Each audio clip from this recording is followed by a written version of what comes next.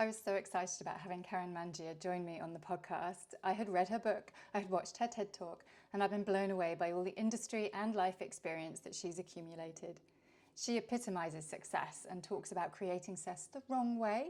She talks to us about the health crisis that she went through for 8 years and how she learned to create success with less. Karen also has her own podcast called Success from Anywhere, so make sure you check that out too. But for now, I hope you enjoy this conversation.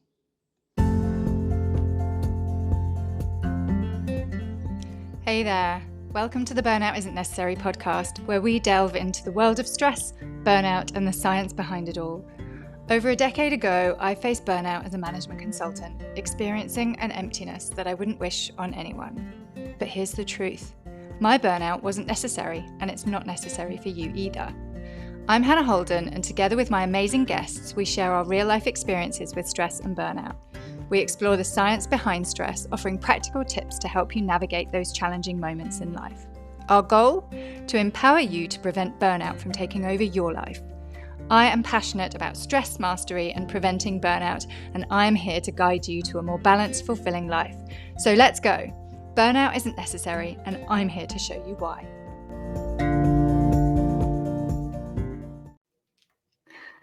So, hello, Karen, and welcome to the Burnout Isn't Necessary podcast. I'm really excited to have you here. It's great to be here and fun to be among friends from all over the world. Yeah. So, preparing for this call, you dropped me a note saying, we can cover anything you like, any of my books, any topics that I talk about. And it felt to me like walking into a sweet shop. So I was like, okay, well, I'll do my research and figure out what we'll spend time on. And there are so many things that we could talk about. There's your books, there's your TED Talk, which I love, by the way. There's the health crisis that you had that took you 8 years to recover from. And so for anybody who's listening who doesn't know who Karen is, let me properly introduce Karen Mangia. Karen is one of the most sought after keynote speakers in the world. She is the Wall Street Journal bestselling author of 5 books now. She's the host of the Success from Anywhere podcast, and she's held senior positions in Cisco and Salesforce and is now the president and chief strategy officer for the Engineered Innovation Group. Karen is passionate about tech and leads teams who are delivering the future. So as you can see, this conversation could go in many, many directions. But where I'd like to start is to talk a bit about the story that you describe in your book, Success with Less. And let's start with the successes that you had started to create in your life and career when you still had a success with more approach. So could you describe your early successes? As a child, I was motivated by earning gold stars. I don't know if you ever had one of those kind of chore charts at home. You know, you do a chore or you demonstrate a certain behavior, and we would get these lick and stick gold stars. And after we had earned a certain number of those, we could redeem them for rewards, maybe an ice cream or some kind of pudding or treat. And so I was very motivated by demonstrating these expected behaviors and by getting things done. And as I left university and started my career at AT&T, I realized I was still very much in that gold star mode, except of course, what your boss expects from you is a little bit different than what your parents expect from you. And what I decided to do was to be a student of success. And so I studied everyone around me who I thought looked successful, meaning they tended to get promotions, pay raises, premium assignments, and lots of access, typically to influential people. And so I thought, I will study what they do and I will replicate that. And actually, it worked quite well. The unfortunate error I made, and I guess you could say the failing grade in that student of success story, is that what I believed that I observed was that successful people said yes to everything that was asked of them. And then in their delivery or response to that request, made everything they did look and seem easy, pleasing, and agreeable. And so I started doing that. And I earned my first several promotions by doing what I saw other people do by saying yes and always making it seem easy, as if it never took a toll on my personal life or my time to follow through and deliver all of these commitments. And as I carried that formula forward into my next company, Cisco, now I was responsible for managing a very large sales team and lots of overlay resources and a much bigger number. And by that point, I was involved in not for profit boards and volunteering. And I kept saying yes, yes, yes, until one day that yes started to take a significant toll on my health, as you previewed. And as my health began to decline, one of the most terrifying aspects of that experience, besides the obvious major medical misdiagnosis and feeling, frankly, awful every day, was that that formula for success, success with more, that I'd always learned and applied to be successful, I could no longer do. And I think it's something that we've all tried, which is we buy into this belief that we have to do more, to have more, to be more, and that will sum up to success until it doesn't. Yeah. I remember in the book, you make an analogy of having a bank account and you make a withdrawal and another withdrawal and another withdrawal. And occasionally you might make a deposit, but it's withdrawal, withdrawal, withdrawal. That resonated with me. I think that I also followed a success with more pattern pre-burnout. And I think that many people do. So describe a little about the health outcomes that you experienced as a consequence of going full throttle in all areas of your life. Like most things, it started small. We all have those moments where we realize we're a little bit out of balance, or we're a little tired, or we don't feel quite like ourselves. And I started to notice I was gaining a little weight. And I explained that away as I spend a lot of time with customers. We have these lunches and dinners. I'm eating more than normal. Then I'm missing my workouts in the morning to make up for the work I didn't get done while I was at the customer dinner or event. And from there, I started noticing that I was getting incredibly tired. And I thought, well, it's a stressful job and I'll rest later. And as I continued to make those withdrawals and things started to change, there came an impossible to ignore moment, as there often is for all of us, something that's absolutely impossible to ignore when you can no longer explain away what's not working for you. And in my case, I went to phone my brother and I could not remember his name. And after thinking about it really hard, I still couldn't remember his name. And I had to use the process of elimination to identify we had the same last name, reduce that list of contacts in my phone, and select his phone number. I have one brother, and we talk every week. It was an impossible to ignore moment. And that was the start of what became 3.5 years of major medical misdiagnosis. And it might surprise you to discover, looking at me now, that along that journey, I gained 55 pounds without having a baby. My hair fell out. My skin turned gray. And one day I looked in the mirror and my eyes had literally changed to a different color. And I never missed a day of work for being ill, which sounds crazy. And yet we've all done something like that. We have ignored our health. We've ignored all of these signs that something is out of alignment, that we're not well in some way, because we believe that this elusive success is something that we must sacrifice our relationships and our health in order to realize. Yeah. So do you think that the definition of success is part of that? So for me, somebody gave me the book, The 7 Habits of Highly Successful People, way before I experienced burnout. And I avoided reading it for I don't know, over a decade.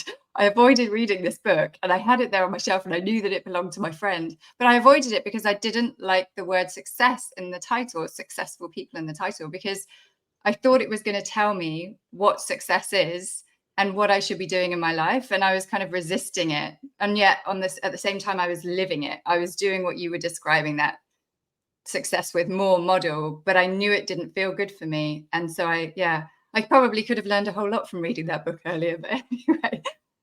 Yeah. Well, we have to read and consume these thoughts when we're ready. And you weren't ready yet. And I wasn't ready either. Even as people who were watching the observable downhill spiral I was on would make these observations. Take a break, see a different doctor, take a medical leave of absence. I wasn't ready to hear any of that. Mm, mm. So how long did you continue feeling like that and not taking time off work? That's a Across big that entire 8.5 years, I never missed a day of work for being ill. So I guess you could say I was a slow learner on that front. The real breakthrough in my scenario came after firing lots of doctors and finding one who was committed to getting to the root cause of my challenges. And truly, the turning point was the day that I got a correct medical diagnosis, which I'll share in a moment. When I got that diagnosis and found out it was possible to restore my health, which I had given up hope on at a certain point in that journey, when I discovered a full recovery was possible, that was the moment that my definition of success changed to the success with less formula that I talk about in my book called Success with Less. Pause, ponder, prioritize. Because what I thought to myself in that moment was, if I could only do one thing well, it would be being healthy enough to enjoy my life for whatever of it remained. And that became a lens for me to prioritize what I said yes to and what I said no to in a way that felt good to me for the first time in my life. It was my definition of success. It was my top priority. And as a result, I was willing to create space and room for that at the cost of other places and ways and people with whom I could be spending my time. That in and of itself is an incredible gift. Now, people often ask me what I had because they want to make sure they do not catch it. Okay. I find a great irony in this. I was diagnosed with DDT, pesticide poisoning. At its core level, that meant literal poisonous chemicals were pulsing through my entire body, causing all kinds of disruption. And the irony overlaid on that to me is the reason I probably stayed so sick for so long and did not take time away from work to care for myself was that I had poisoned myself with a toxic set of beliefs about what success was and what I was willing to do to be successful. And carrying that toxic set of beliefs really compounded that situation and probably extended both the diagnosis time and the recovery time. From that point of correct diagnosis, it was another 5 years of treatments to get to a completely clean bill of health. Mm-hmm. There's you include a quote of the doctor that saw you through to back to health again in the book, and it says something. He said something like, "Stress literally degrades the body." And no doubt, and it was in the chapter where he's talking to you about fasting. And so I was wondering, what did so the root cause is this pesticide poisoning, but in what way did stress contribute to your experience? Stress was a significant factor because what happens with pesticide poisoning is that pesticides embed themselves in your muscle tissue, and significant stress is something that can cause that dormant pesticide to go active in your body, which was most likely the key trigger in my case. And then the worse I felt and misdiagnosed, then the more stressed I got, right? And so it became this just virtuous cycle of essentially creating a massive amount of inflammation in my body. And if you've ever been in that spot, I wouldn't wish it on anyone. Once that starts, it's like there's a literal fire burning inside of your body, and putting it out takes a while. So it was almost there, but dormant in your muscles. And then because of the lifestyle you were leading, it was flooding the system and therefore affecting your organs, your brain, everything. Right. Wow. So moving us to your success with less, how did you apply that to your life, and in what areas did you make changes? I started with creating space for my top priority, which was getting well. And that meant I went to a number of not-for-profit boards and explained the obvious. You might have observed I'm not well. And I've decided the most important thing is to get healthy. And so to make space for that, I need to step away. I resigned from a number of those commitments. The next is I spent a lot of time working with an executive coach to learn how to offload myself at work, to be more effective in trusting my team with activities, coaching rather than doing, and really creating space so that when I was at work, I was most focused on my value activities and in supporting my team in stepping up to the next level, which they were ready to do and frankly thrived under that shift. And also, I became very vigilant about what I ate, what I drank, and my activity levels, because something I discovered in that process was I needed a different nutrition plan, and there were some different exercises that would help facilitate this healing journey and getting all those toxic substances out of my body. So I took that reclaimed energy and time and put it toward really putting myself on a pretty rigid health regime. Because once I knew that recovery was possible, I was very motivated to get there and to not have major medical be the end of my story or the primary chapter in my story. And when you say you focused on your value activities at work, what do you mean by that? What does that look like? We could all find ways to keep ourselves busy 16 hours a day, 7 days a week for any company, right? And the reality is, your organization will only take what you are willing to give.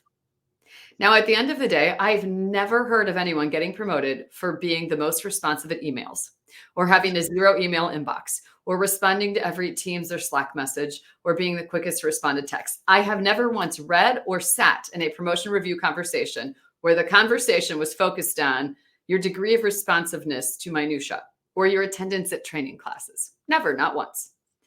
So instead, your value creation activities, and I love the book Deep Work by Cal Newport. He defines your value activities as something that requires your specialized expertise and deep focus in order to produce. And his litmus test is, if you hired someone right out of university to do the task that you're spending your time on, how long would it take them to become proficient? So for example, responding to text messages, emails, and instant messages would take them about 30 seconds. They already know how to do it, right? And so he's an advocate for allocating 4 hours a day to deep work, meaning your value creation activities. If you are in sales, perhaps this might be preparing a fantastic sales pitch for a strategic client. If you are in thought leadership, it might be writing a piece or doing research. If you are in customer experience, for example, it might be doing focus groups with clients or analyzing results from a recent customer advisory board. If you're an engineer, it might be working on those diagrams. It's the crux of essentially why you have the job that you have that contributes to the betterment and to the profitability of your organization. Mm-hmm. And it's so easy in work life to, well, I'm thinking about the role that I was in as I was head of business consulting, and I spent my day in back-to-back meetings doing very different things.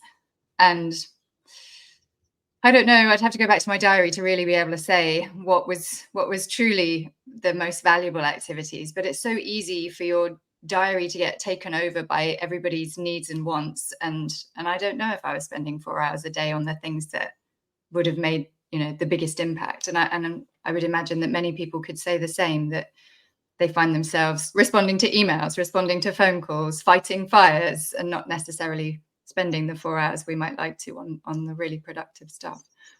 Yes. Okay. And so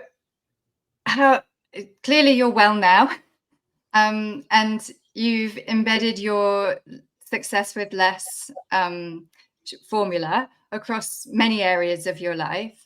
And do you now share this with other people? Are you now working in that space to apply that kind of formula for other people?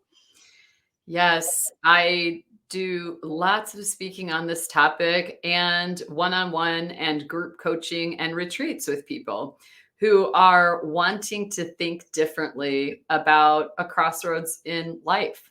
And that could be making time to get physically well. That could be you've been toiling away at your job and you've been passed over for a promotion, or maybe you've been downsized in this recent wave, and who are really thinking about how to reconnect with what matters most. And so that's taken the form of a number of retreats, roundtables, and then also one-on-one coaching that I do with people to help people apply these concepts to your own life.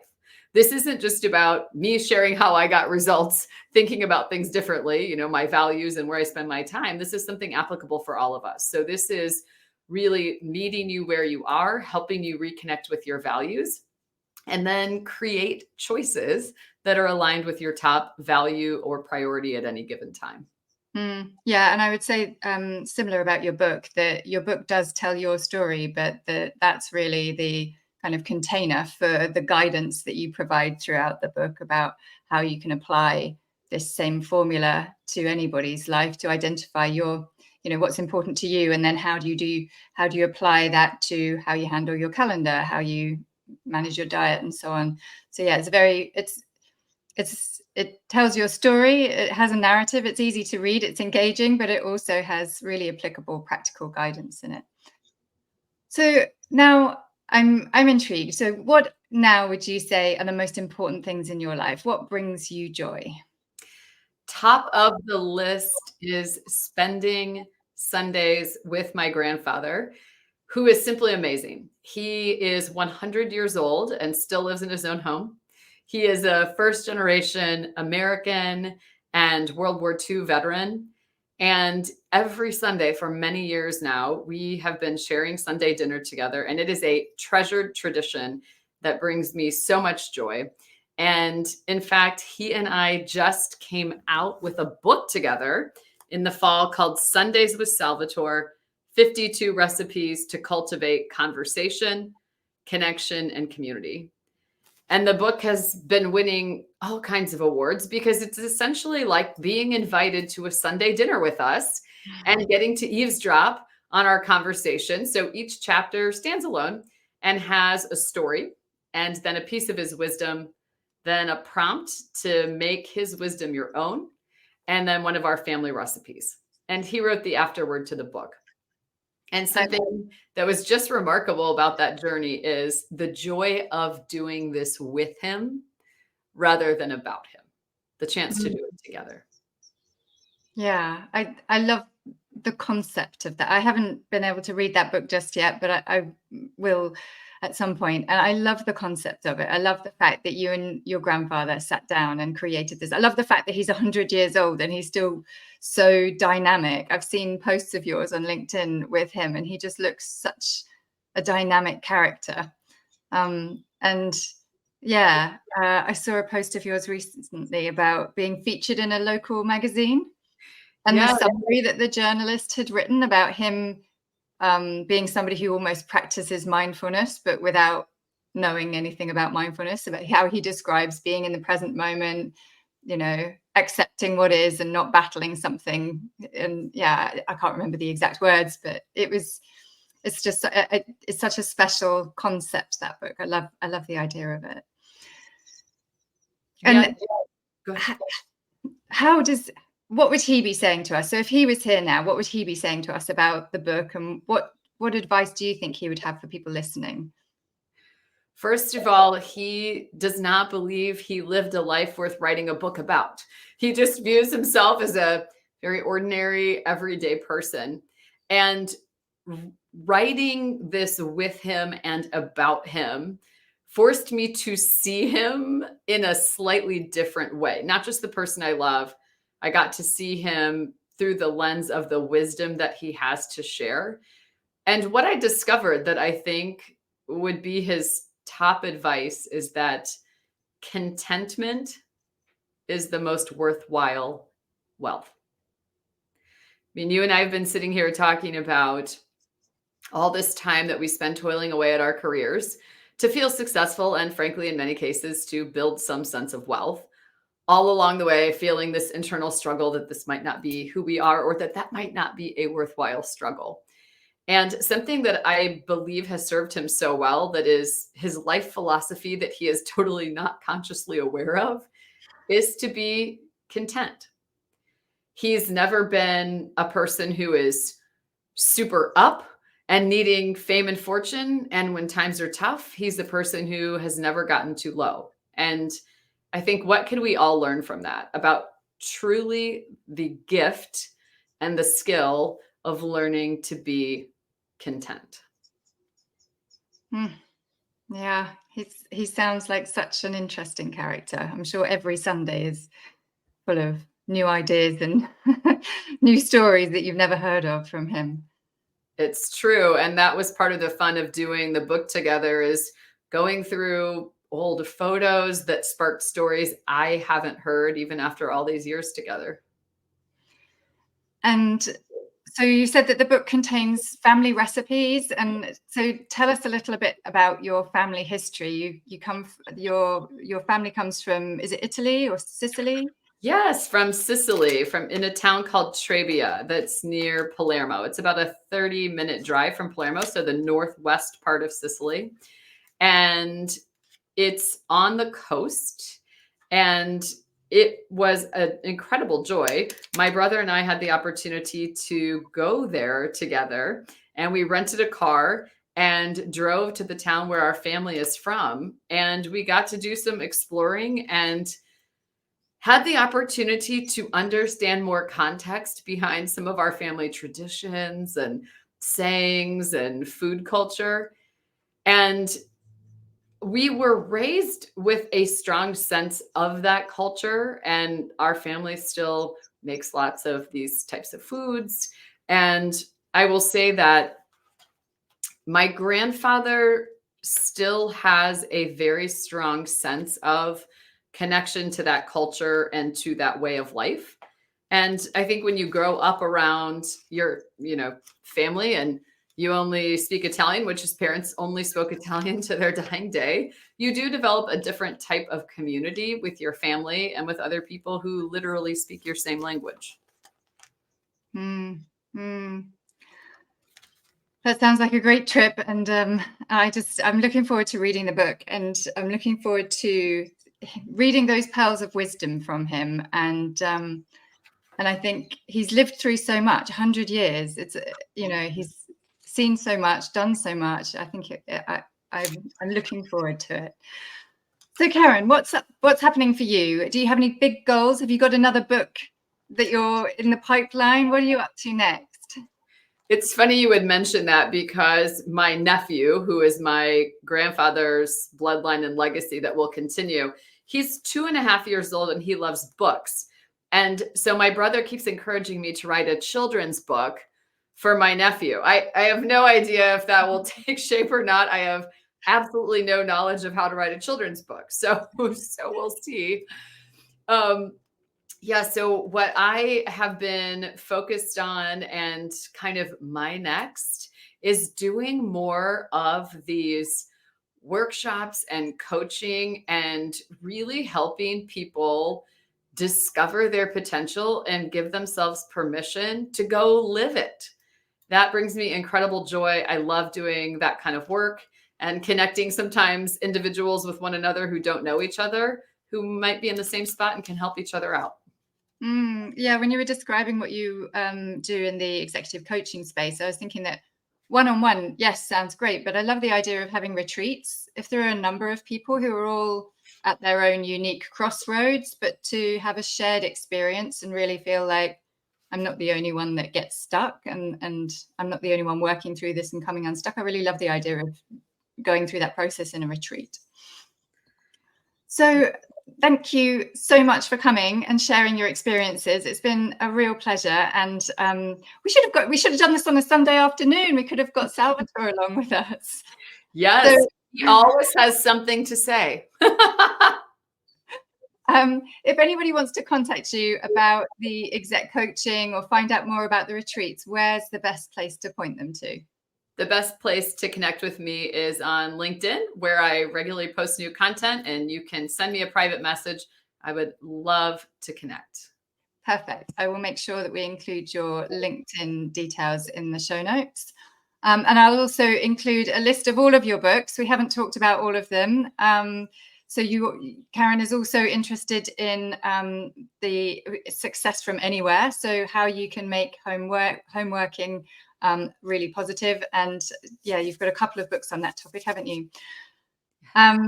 So yes, I will include the books. And you also host a podcast, Success from Anywhere. What can people expect if they wanted to listen to Success from Anywhere? What kind of topics do you cover? You will discover very disruptive, dynamic people who are changing the mix of how we work, where we work, when we work, and also making work a more equitable experience. That sounds great. I just before we finish, what do you think of all of these, or what do you feel about all of these return to the office policies that are being introduced now? All people prefer meaning to mandates. Yeah. If you are issuing a return to office mandate, there needs to be some meaning tied to it, and the people who are affected by it need to have a say in it. Otherwise, it is an empty mandate, and it will not generate the results that the people making the mandate are hoping. Yeah. So many of my friends and friends of friends are having that experience now. And so obviously I'm interested in stress and burnout. And there are 6 areas, the research has found that there are 6 areas of our work life that can lead to burnout. And one of them is autonomy.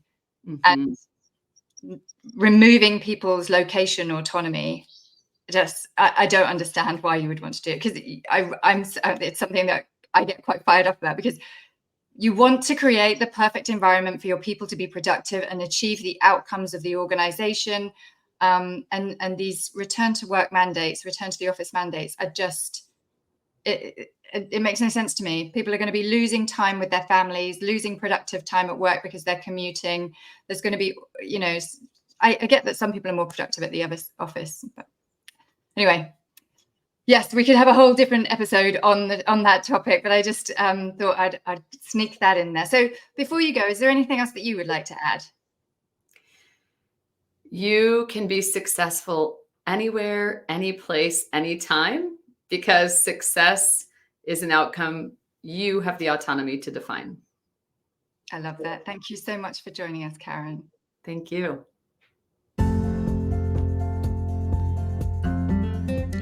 Thank you for being part of Burnout Isn't Necessary. Our aim is to assist you in navigating stress and preventing burnout. If you found our conversations valuable, please consider subscribing and taking a moment to rate the podcast. Your feedback is essential. I want to hear from you. If you have questions or ideas for future episodes, share them with me. Your input can shape the content that we create. A common question I receive is where to start in managing stress, and everything starts with awareness.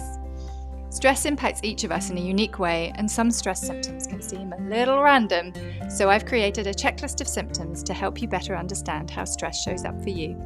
There's a link in the show notes. And a quick reminder, this podcast is presented for educational and entertainment purposes only. It's not a substitute for professional advice. Stay tuned for more episodes, and until next time, take care of yourself.